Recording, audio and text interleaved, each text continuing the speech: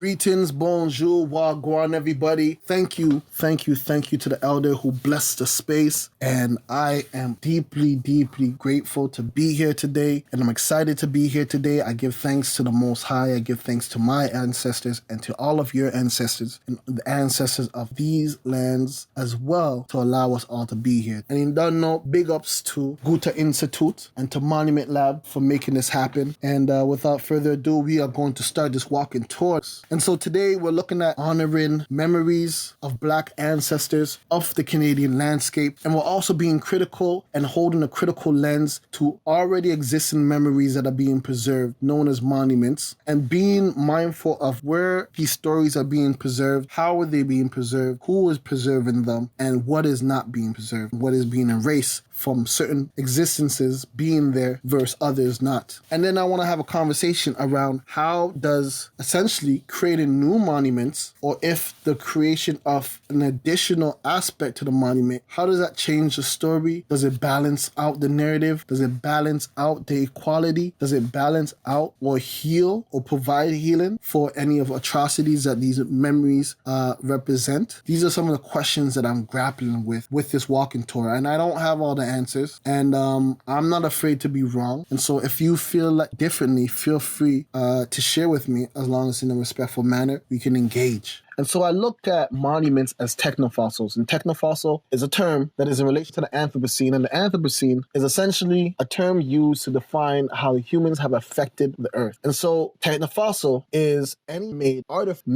any non-natural or human manipulated materials that will exist beyond a natural lifespan. And examples of this is including cement, alloy metals, and plastics. The term also refers to the remains or preservation of technology for the future. When this term was first proposed, referred to cell phones and electrical devices and electrical technologies that stores data and information. And the idea was a cell phone doesn't decompose. And in 1,000 years from now, someone might be able to find your cell phone and will learn and know everything about you and will understand bits and pieces of your stories because your cell phone contains so much information and it's a story essentially. And so I'm looking at monuments in the same exact way. Monuments are time capsules. They are fossils. They are technologies that were created to store information. In my understanding of where human civilization came from, and one of the earliest and greatest examples of a civilization that preserved information for the next generation was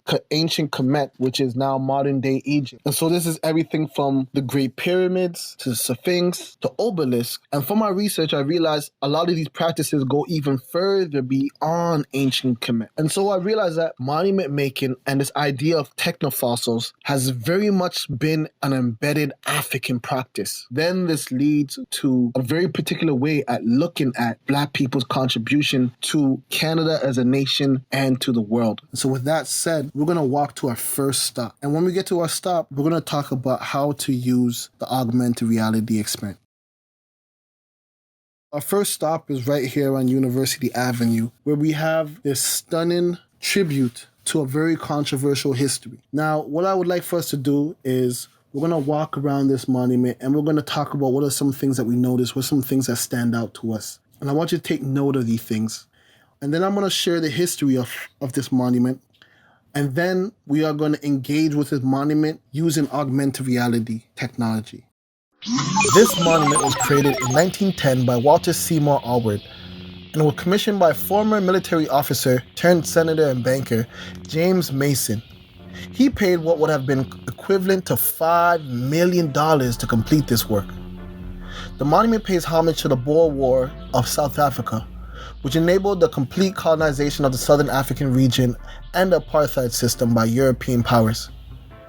Canada supplied 50,000 horses for the South African War and had 267 Canadian casualties, losing their lives in it. But what is absent from this monument is the acknowledgement of the African people who were forced to fight in this war against other African people, along with there's no regards for the Black Africans who were ultimately affected by the war's aftermath. For more information about this site and for resources, visit blacktechnofossils.ca.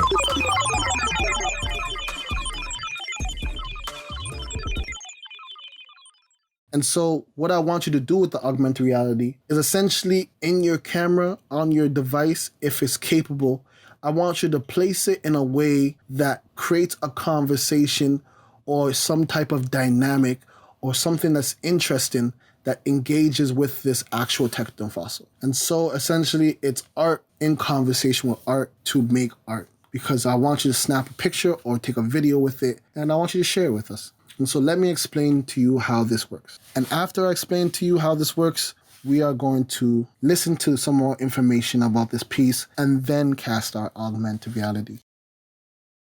And I want to engage in this space.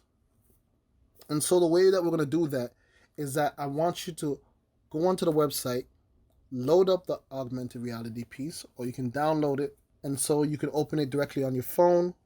It will only work if your phone is at least a 6th generation iPhone or a Samsung, one of the newer versions. But even if you can't, you can still play around with a 3D with a 3D version object in the web page. But essentially, to make it work, is you're going to click this button at the bottom of your browser, and it will go into AR mode. And AR mode means that you can see the camera working in conjunction with it will have the 3D object in the scene. Now, in order to place the 3D object, you have to first point your camera at a flat surface. It could be the stairs, it could be just in front of the monument, and then that's how you place the AR. It will automatically load. But you can also hold and drag this virtual augmented reality piece, and you can place it in different places and move it around in the space. And so at this time, I want you to think critically. If we want to engage with history, where would you place this augmented reality piece in relation to the Maisonneuve monument?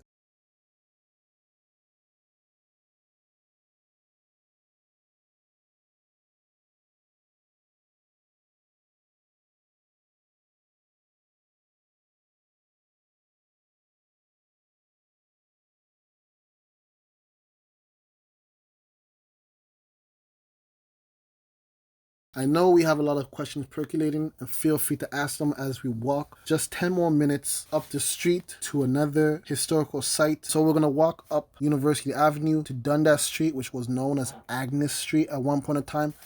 And then we're going to turn the corner, making a right on Beverly, and then we're going to walk up to Cecile Street. And we're going to approach this beautiful place, which was once a recreational center. And we're going to learn a little bit about this person who created this rec center, and then we're going to cast our AR.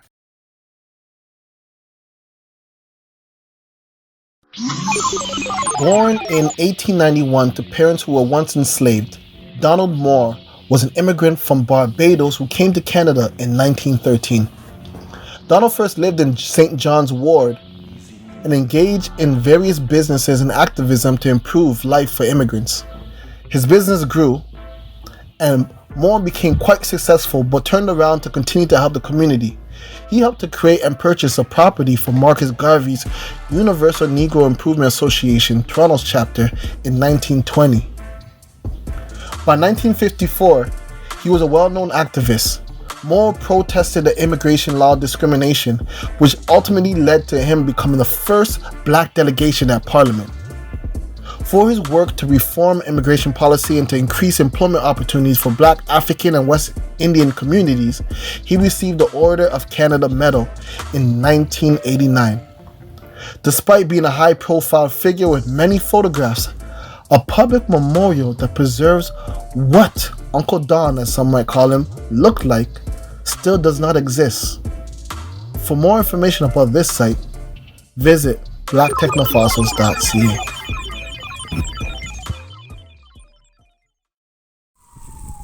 And then investigate, walk around, find a good angle. I definitely don't want that car in the background, so maybe I might get this sunlight right here, go down, be creative with it.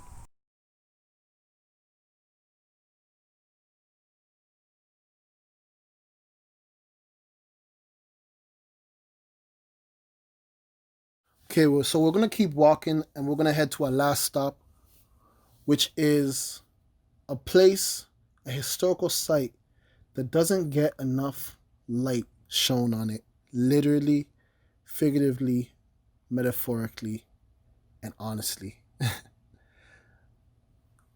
The ward is a really interesting historical site and holds a lot of missing black technofossils there, to say the least.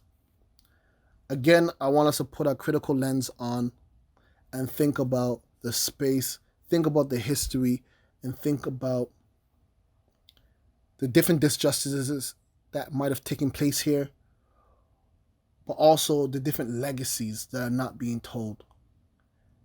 And I want you to think about that, of how can we preserve that, how can we challenge that, how can we engage with that using the augmented reality.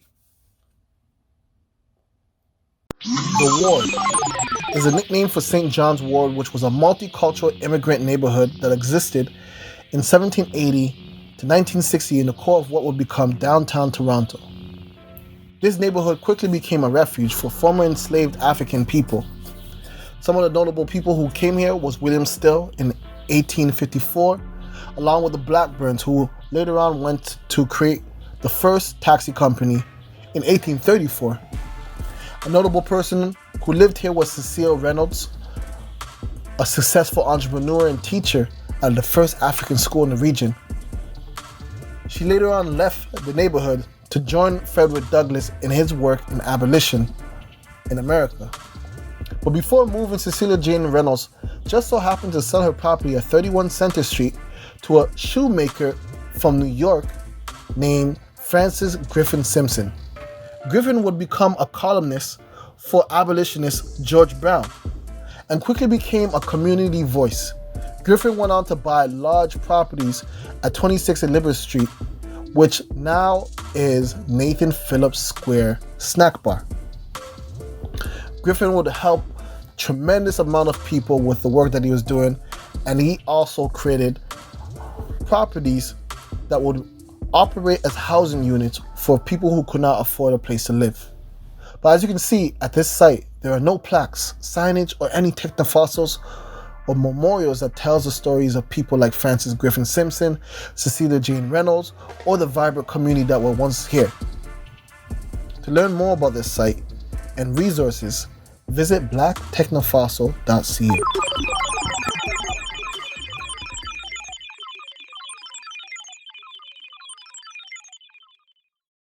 So now in this last space, there's so much to think about, there's so much history to learn, especially as it relates to the ward. But I want to highlight additional leaders, additional people who's made significant contributions to Canadian history, but yet they are still not represented in the landscape. And so we're going to use this second augmented reality art piece where we're going to see projections.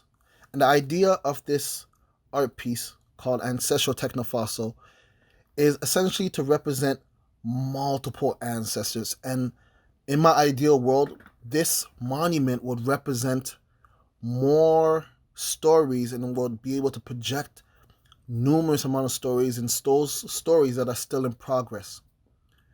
And so essentially I want to share 3 leaders who I think deserves their own technofossils, but could be represented as a part of this ancestral technofossil. Peggy Pompadour was an enslaved African woman who arrived in the town of York, now Old Toronto, in 1793. She was a talented cook, soap, and candle maker. She routinely ran away from her owner and was constantly thrown in jail for truancy and slave resistance. She encouraged other slaves to run away and almost incited an uprising. This woman of defiance is deserving of a permanent fixture that capsules and illustrates the memory and history of our ancestor, Peggy Pompadour. Peggy Pompadour. The past is a mold for the present. In 1937, Jean Augustine was the first black female member of parliament in 1993, and in 2002 she became the first black woman in cabinet.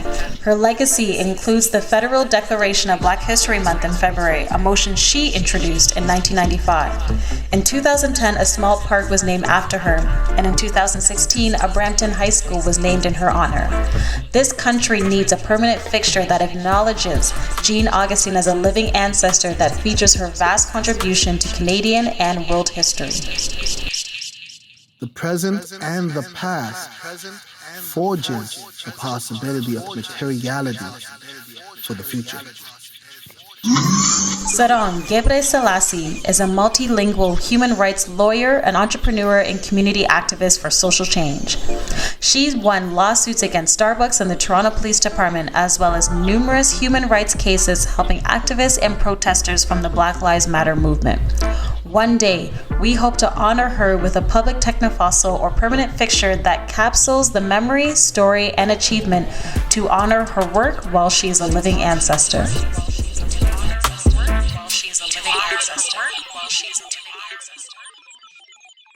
So I hope you enjoyed this experience to see Toronto, see some of the histories, learn about some new ancestors, learn about new histories, new stories, forgotten, not yet known, maybe known and just disregarded. And I hope this means something to you. And I hope you share this experience with others. I hope you retain this information.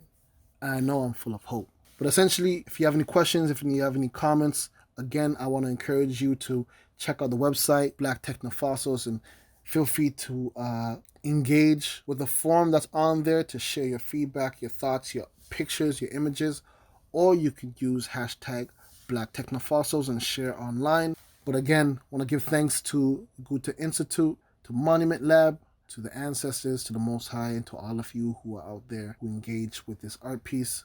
I am looking forward to hearing more questions from y'all.